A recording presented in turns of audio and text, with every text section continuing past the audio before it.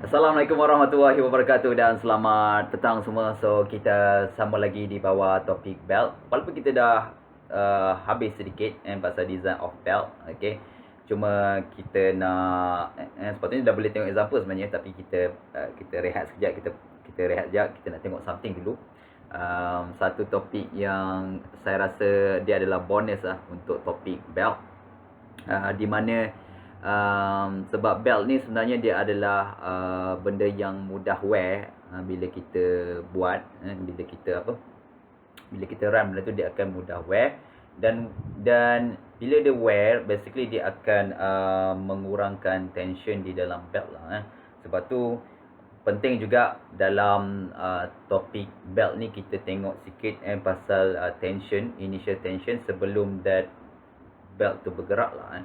So ni topik hari ni adalah initial tension of the belt. Okay, sebelum kita jump to example, sepatutnya dah boleh dah buat example tapi kita hold down dulu. Kita masuk sini sekejap. Lepas tu kita akan buat example lah Okay. So kita nak tengok sikit pasal initial tension of the belt. Okay.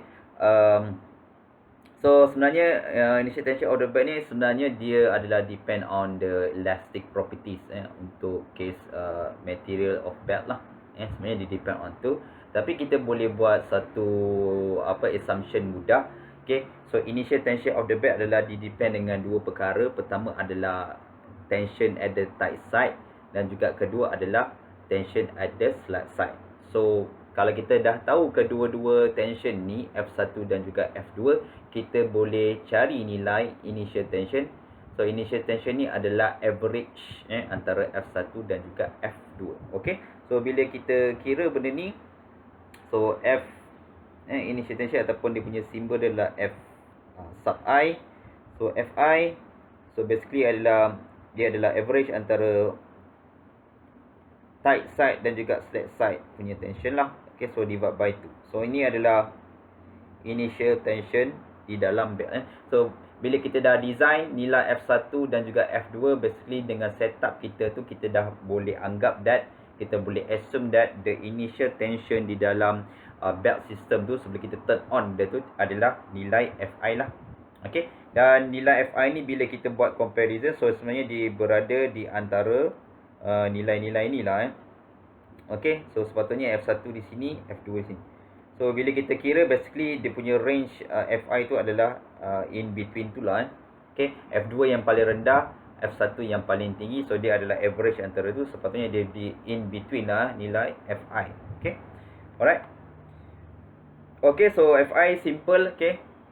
Kita hanya buat assumption that dia adalah average antara F1 dan juga F2. Tapi seperti yang saya cakap tadi, sebab material ni buat daripada benda yang mudah wear, okay, rubber, nylon dan sebagainya. So benda tu kalau kita run banyak kali dan friction terhasil, so bila friction terhasil ada haba yang dia akan expose dengan haba, dan benda ni akan creep lah. So bila creep, maksudnya benda ni akan memanjang. So bila memanjang, basically dia punya idea dia adalah Fi tu akan menurun lah, sebabkan dia dah reduce dia punya initial tension dia sebelum dia wear. Okay. So bila ada benda-benda ni terjadi, sebab tu kita kena tengok satu topik yang kita panggil sebagai how to maintain the initial tension, okay, di dalam design lah. So penting sebenarnya topik ni so macam mana kita nak maintaining, okay, maintaining the initial tension. Okay, sebab kalau tak cukup tension, basically device ni akan kurang efisien lah seperti yang kita dah discuss daripada topik-topik daripada awal-awal sebelum ni. Okay. Sebab tu kita kena ada this tension yang efisien. Kalau tak, device ni dia tidak boleh fungsi kerana dia tiada traction lah antara permukaan kedua-dua contact area di bahagian pulley dan juga di bahagian belt lah. So sebab tu kita perlukan a good initial tension supaya benda ni boleh berfungsi secara baik dan disebabkan oleh material dia sendiri yang senang wear. So initial tension tu akan mudah apalah dia akan mudah berkurangan lah. So bila dia berkurangan, kita kena cari method yang kita boleh gunakan untuk maintaining the initial tension. So cara yang pertama yang boleh kita consider adalah, okay, dia ada beberapa cara, okay. So yang pertama, cara yang pertama adalah kita so ni pulley, let's say this is a input pulley, this is a output pulley. So cara pertama yang mungkin kita boleh buat adalah kita increasekan nilai center distance ataupun untuk kita nilai C. So let's say sebelum ni panjang dia adalah 1 meter. Mungkin lepas kita run mungkin dalam 1 tahun ke, let's say macam tu, okey. Tiba-tiba dia punya initial tension dia dah berkurangan. So apa saya buat, saya boleh increasekan sedikit dia punya nilai C. Saya nak guna belt yang sama, masih guna belt yang sama, tapi saya increasekan nilai C. Okey. So apa yang saya boleh buat adalah mungkin saya punya output input shaft tu dia boleh adjustable lah nilai C. Alright. So dia ada slotted hole, mungkin C tu kita boleh adjust di bahagian input pulley lah. So bila kita boleh adjust, basically dia boleh increasekan nilai tension lah. So bila C increase, basically tension akan meningkat lah. Alright. So cara pertama adalah increase, okay, value of C. Okay. So ni cara dia untuk kita boleh maintainkan balik. So maksudnya kat sini kalau saya punya input pulley, okay. So yang ni adalah saya punya output pulley, okay. So saya increasekan di C lah. So sebelum ni panjang dia adalah C mungkin, okay. Mungkin selepas berapa lama saya dah pasang, dia dah kurang tension dia. So saya boleh tambah sikit lagi lah delta C lah. Kita tambah lagi sikit panjang dia. So dia akan boleh maintain dia punya initial tension. Okay, tu cara yang pertama adalah kita memanjangkan nilai C. Ataupun cara kedua yang boleh kita gunakan, okay, let's say saya tak mau tukar belt, mungkin belt tu mahal kot, saya boleh increasekan friction, okay, friction coefficient. Okay, ni cara yang kedua, increasekan friction coefficient. Untuk case ni adalah nilai F lah, basically is F. Maksudnya untuk case ni saya nak menggunakan belt yang sama, okay. Saya gunakan belt yang sama, tapi saya tukar material pada pulley. So instead of saya tukar belt, saya tukarkan pulley yang mempunyai friction coefficient yang lebih tinggi. Let's say sebelum ni friction coefficient dia adalah mungkin 0.2, okay. Saya pakai pulley yang mempunyai friction coefficient F 0.2. So mungkin selepas 1 tahun saya gunakan that machine, so saya tengok initial tension dah berkurangan. So apa saya buat, saya cari new pair of pulley yang mempunyai friction coefficient yang lebih tinggi daripada sebelum ni. Mungkin saya gunakan selepas tu adalah 0.3. Contoh dia, saya ada pulley tadi, material pulley ni, yang mempunyai F, untuk case ni kedua-dua ni mungkin dia adalah F dia sebelum ni adalah 0.2 contoh. Okey. So selepas 1 tahun, okay, apa saya buat, mungkin saya akan tukar size yang sama juga, semua maintain sama, C pun sama. Cuma untuk case ni saya tukar new material kat pulley, ataupun saya boleh buat coating di bahagian groove ke. So saya tingkatkan dia punya friction coefficient mungkin menjadi 0.3. So lagi tinggi friction coefficient, basically dia akan increasekan initial tension di dalam belt. Okay. So yang ni saya maintainkan C. So C sama, okay. Contact angle pun sama. Cuma sekarang ni yang saya tukar adalah dia punya material saja. So sebelum ni saya guna material ni, okay. Dan selepas itu saya gunakan material lain lah. Okay, so saya guna material lain yang mempunyai friction coefficient yang tinggi. Okay, so itu salah satu cara macam mana kita nak increasekan ataupun nak maintainkan balik initial tension di dalam belt. So itu cara yang nombor 2. Dan cara yang ketiga, kita menggunakan alat lain, okay, alat bantuan, okay, bukan alat bantuan pengawasan.